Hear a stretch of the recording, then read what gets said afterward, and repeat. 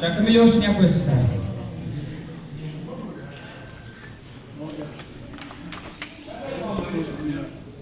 Чакам.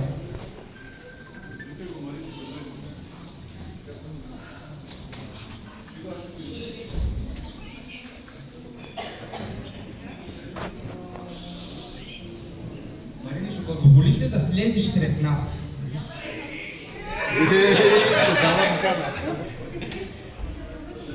И съпругата ти.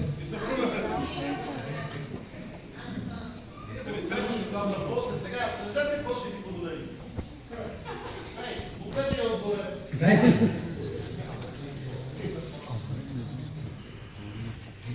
След да нямам възможност на всеки да кажа по нещо. Тук обаче, и не съм везука, защото имам подаръци за вас. Да, нямам подаръци за вас. Но, тук искам цялата църква Христова. Нека се изправим, нека насочим ръце към всички тези мъже. И принципно, те се молят за църква. Принципно, те благославят църква. Сега обаче нека обратно направим и като своеобразен начин казваме, че ако нещо сме ви сторили, простете ни, нека стоим в чистота и да славим и да се покланяме по начина, по който Господ иска, не по начина, по който иска.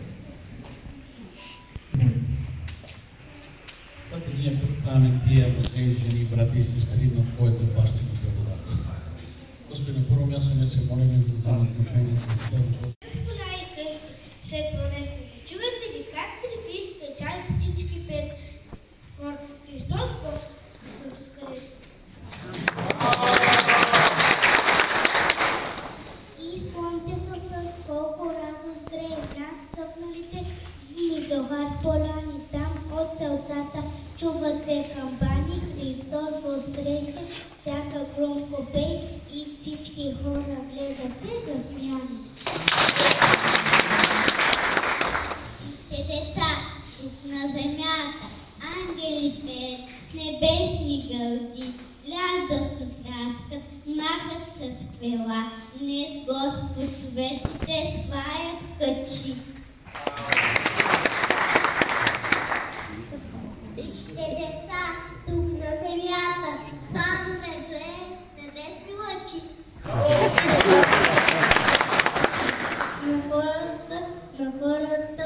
На хората пълни с любов със сърцата, Господ всички добри не стори. Днес е родена от нощ велика, свята, в която вятър решит и дъжд разнес. Вика един надежда на земята, строг мечтай чудо, че Христос възкресе. Днес е Великден! Празник небесен, днес Христос и смъртта победи. Няма друг ден като този чудесен и нивна сърцето на като днес не трепти.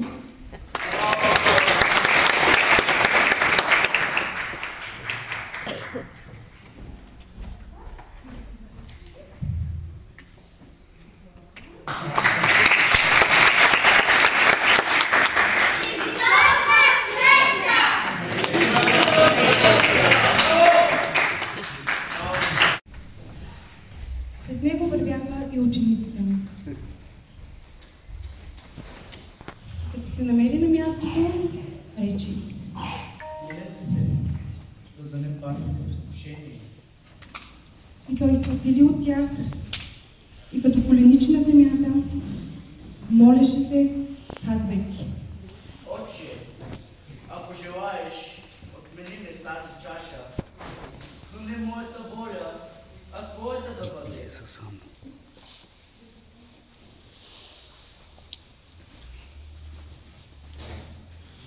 И като му се яви ангел от небето и го подкрепяше, и като изпитваше мъка, молеше се още по-усърдно. И подтъмно стана на големи капки кръв, които капеха на земята. И като стана от молитвата, дойде при учениците и ги намери заспали и от скръп им рече: Защо спите? Станете и се молете, за да не паднете в изкушение. И отдели се отново, за да се помоли.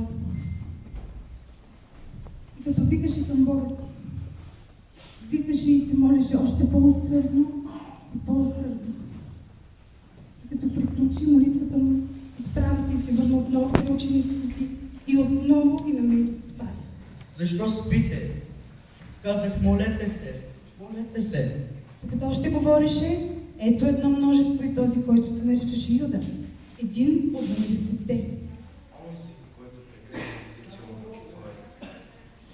И приближи се до Исус, за да го целуни.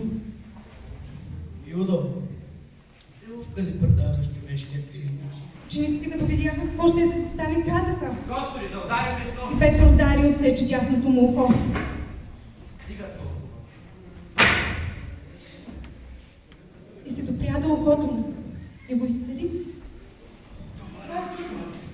И Исус рече на дошлите против него: Като срещу разбойник ли сте излезли с меч в стопи? Когато бях всеки ден с вас на храма, не простряхте ръце срещу мен, но сега е ваша част на властването на тъмнината. И го заведоха при първосвещеника, при когото се събират всички главни свещеници и старейшини.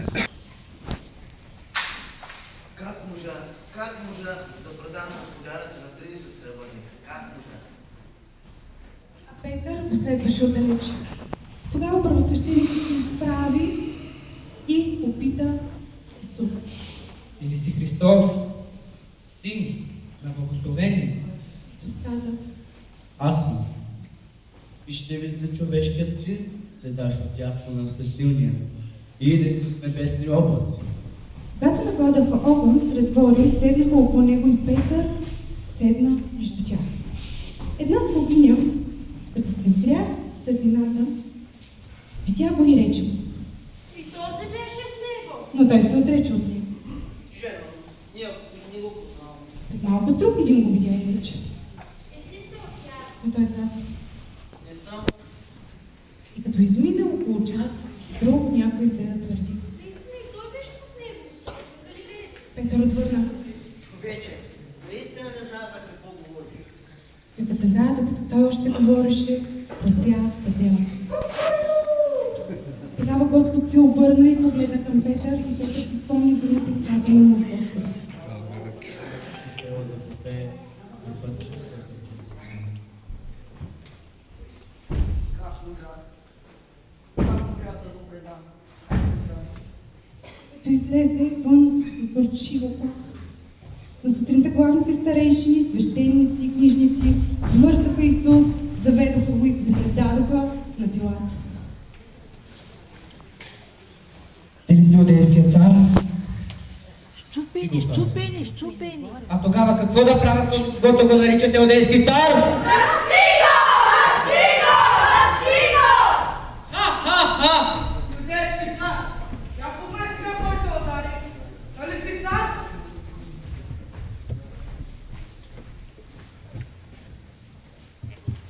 А от 6-тия час до 9-тия час тъмнина покриваше цялата земя.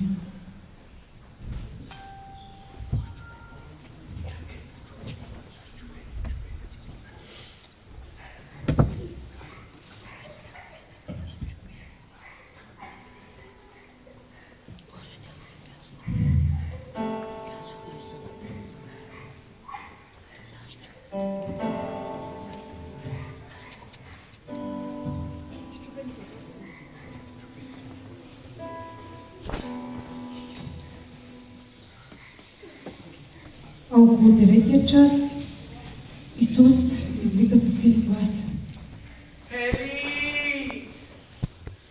Ели! Лама Савахтани! Боже мой! Боже мой! Защо си ме оставил? А стотникът рече: Наистина, този човек беше син на Бога. Там още бяха и гледаха отдалече много жени, които бяха следвали Исус от Галилея и му служиха. Там сред тях беше Мария Магдалена и Мария, майката на Яков и Йосия, и майката на Заведеевите синове.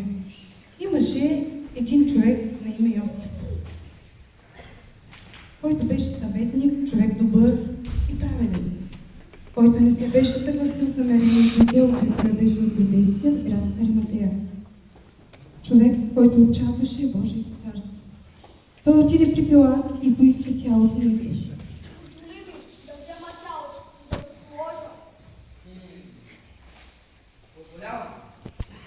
Той и като го свали, обви го в плащаница и го положи в гроб изсечен в скала, където никой още не беше полаган.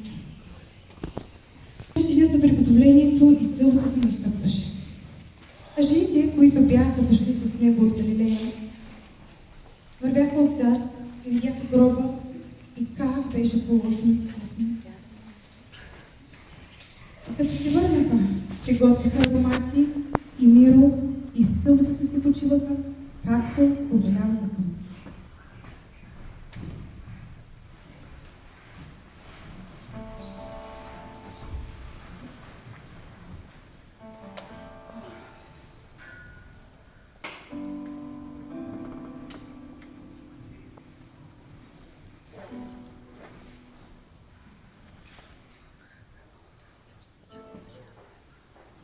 А когато се мина съботата, Мария Магдалена, Мария майката на Яков и Соломея купиха благоухани масла, за да отидат да го домажат.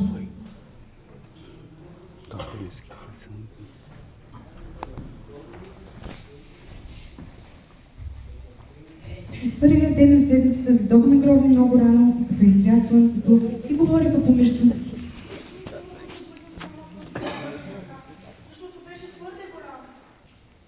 Като повдигнаха очи, видяха, че камъкът беше отвален.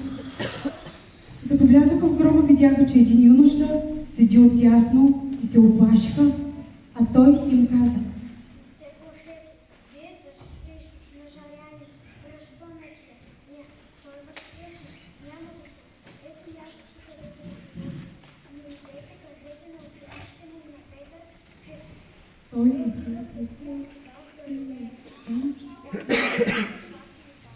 И те излязоха и побегнаха от гроба, понеже трепет и ужас ги бяха обзели и на никого нищо не казаха, защото се бояха. Исус се яви първо на Мария Магдалена, от която беше изгонил 7 видове. Тя отиде и възвести на учениците: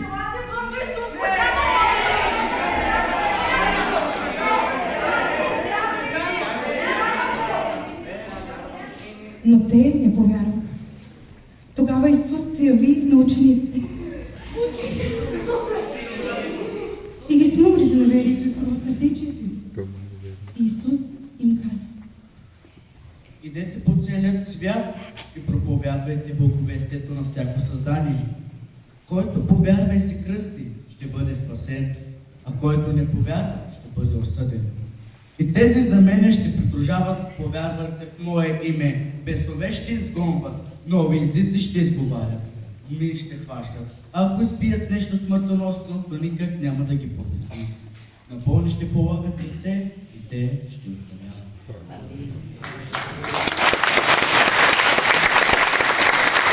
И така, след като им говори, Господ Исус слезе на небето и седна отдясно на Отца.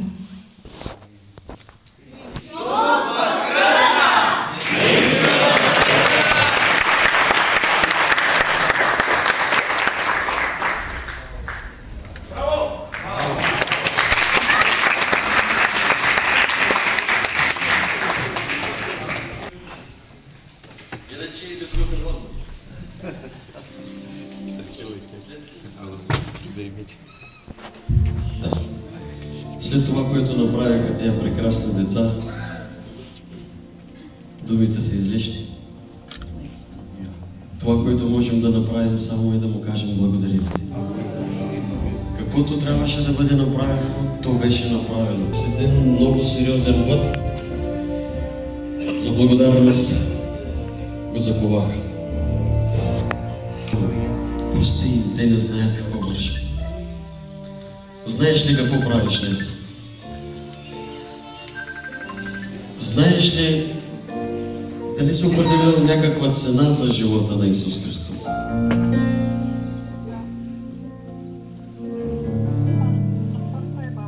Да бъде благословен нашия Бог. Това, че е възкръснал, не е просто нещо, което да... То си е и за фукане, да ви кажа. Но пък нека да живеем така, че хората да видят, че този Господ е възкръсналия, който променя живота ни. Амин. Какво да му кажем? В ла минор ще му кажем. Татко мой, благодаря ти. Благодаря за милостта ти. Чрез словото ме подкрепя и чрез него ме оформяш. Татко мой, благодаря ти. За го кажем заедно. Татко мой, благодаря ти. Благодаря за милостта ти.